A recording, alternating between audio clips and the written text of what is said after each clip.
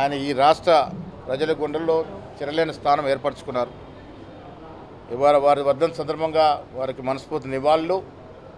వారు ఎప్పటికీ మన మధ్యనే ఉంటారనే మాట కూడా మనవి చేస్తూ ఉన్నాం.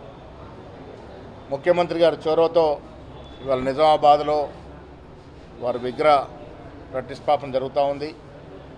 బాధాకరం ఏంటంటే ఏ కాంగ్రెస్ నాయకుడిని ఈ విగ్రహ ప్రతిష్టాపకు పిలవలేదు.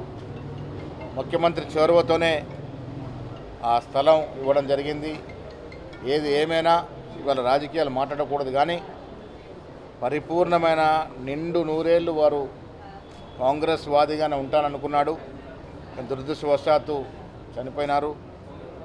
వారి ఆత్మకు శాంతి చేకూర్చాలని వారు మాకిచ్చిన సందేశం ఎల్లవెల్ల ఉంటుందనే మాట ఈ సందర్భంగా మనవి చేస్తాం.